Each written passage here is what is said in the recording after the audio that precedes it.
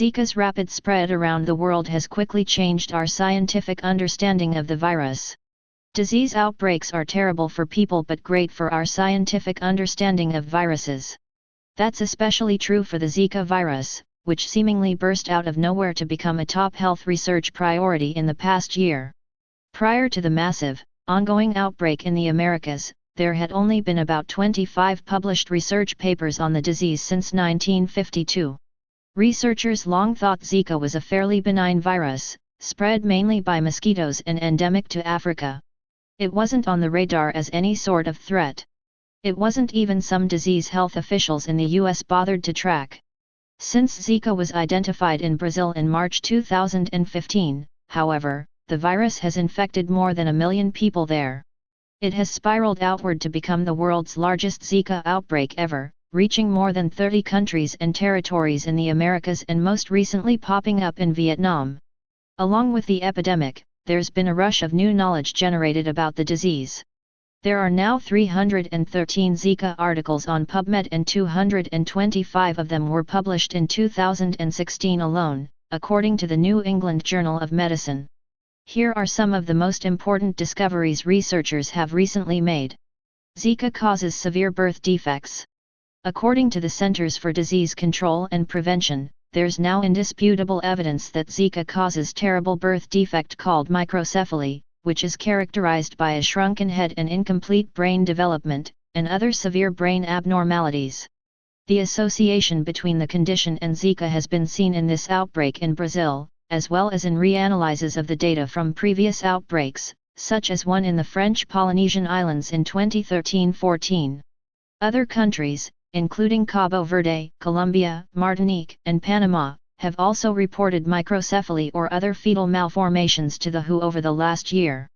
In addition to microcephaly, researchers have found that the virus seems to kill off the tissue in entire regions of the brain, damage babies' eyes, and heighten the risk of miscarriage and fetal death. Researchers believe pregnant women are at the greatest risk of having babies with birth defects if they are infected in the first trimester. They've also estimated that women infected with Zika during the first trimester of their pregnancies face a 1 in 100 chance of delivering a baby with microcephaly. Zika wouldn't be the first virus to cause microcephaly. Rubella famously caused an epidemic of birth defects before the advent of the vaccine, and cytomegalovirus, CMV, can damage fetuses too. But Zika is the first mosquito-borne virus to threaten fetuses. And even if birth defects turn out to be a very rare complication of Zika, the risk to fetuses was enough to prompt the WHO to declare a rare global public health emergency earlier this year. Zika causes neurological complications. Following Zika's emergence in a country, researchers have documented an association between the virus and Guillain-Barré, a rare and sometimes deadly neurological condition in which people's immune systems damage their nerve cells, leading to muscle weakness and even paralysis. The symptoms can last weeks, months, or even years. According to the WHO, 13 countries or territories battling Zika outbreaks have noted an increased incidence of Guillain-Barré. There are also reports of other neurological complications related to the virus, Zika and meningoencephalitis, acute disseminated encephalomyelitis, as well as acute myelitis, dangerous inflammations of the brain and spinal cord brought on by an infection. Scientists finally know what Zika looks like. A representation of the surface of the Zika virus. Researchers have long known that Zika is a flavivirus, in the same family as dengue, yellow fever, and West Nile. But they didn't know exactly what Zika's structure looked like. For the first time this year, researchers at Purdue University mapped it out, and shared the results in the journal Science. Using a technique called cryo-electron microscopy, the researchers could image the virus much more quickly and in much higher resolution than they could have with traditional X-ray crystallography. The finding is expected to help researchers develop a Zika vaccine or cure. The structure of the virus provides a map that shows potential regions of the virus that could be targeted by a therapeutic treatment, said one of the researchers on the paper, Purdue's Richard Kuhn, in a statement.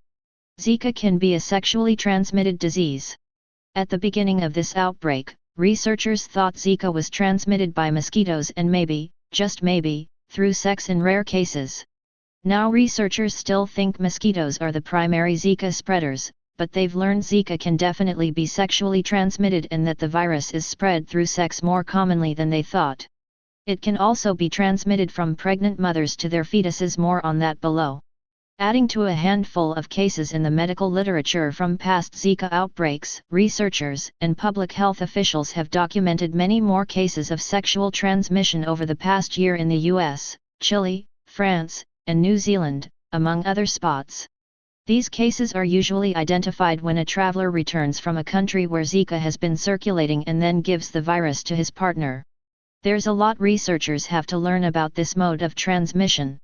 They aren't sure how long Zika can remain in semen, whether the virus can be spread through oral sex, or whether women can pass the virus through sex. So far, cases have involved men spreading the virus.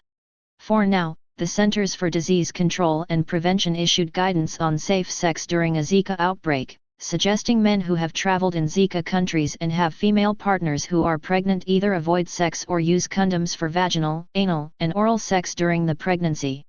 For couples who aren't pregnant, the CDC recommends considering condoms or abstaining, regardless of whether either person was infected with the virus. The virus probably didn't come to Brazil with the World Cup. Since the outbreak in Brazil began, researchers speculated that it originated in 2015 with travelers arriving for the World Cup or the VAA canoe event held in Rio de Janeiro. But a recently published study, mapping the genomes of the virus from several Brazilian Zika patients against travel patterns in the country, suggests the virus was likely introduced between May and December 2013, much earlier than was previously thought. The estimated date of origin coincides with an increase in air passengers to Brazil from Zika endemic areas, and with reported outbreaks in Pacific Islands, the researchers wrote in the journal Science. Since Brazil only detected the virus in March 2015, this means it was circulating for about 2 years, unbeknownst to health officials. A pretty big area of the US is at risk of outbreaks, but no one expects an epidemic. In March, the CDC released an updated map that showed where the mosquitoes that carry Zika dwell, suggesting the virus could spread to a much broader area of the US than previously estimated. The Aedes aegypti mosquito is believed to be the main Zika carrier since it's adapted to live around and feed off people, though the mosquito that's more common in the US, Aedes albopictus, has also been shown to spread the virus. Public health officials are warning that mosquito control strategies should ramp up as temperatures across the country rise and mosquito populations grow, increasing the risk of the virus's spread. They aren't, however, expecting an epidemic in the US. There have been more than 300 Zika cases involving travelers, but the virus has not been transmitted locally in the continental US. And any future outbreaks are expected to be small and localized. The main reason, like many viruses, Zika thrives in conditions of poverty and broken health systems.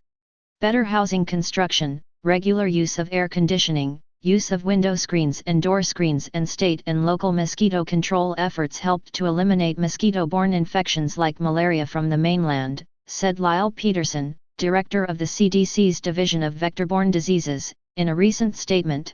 These conditions will likely protect Americans, but they aren't present in many developing countries, which suggests Zika could persist around the world for a long time to come. If they ever want to change the name, I offer the checkmate virus. Because no matter what you do, where you go, Zika is watching you. Stay paranoid, my friends.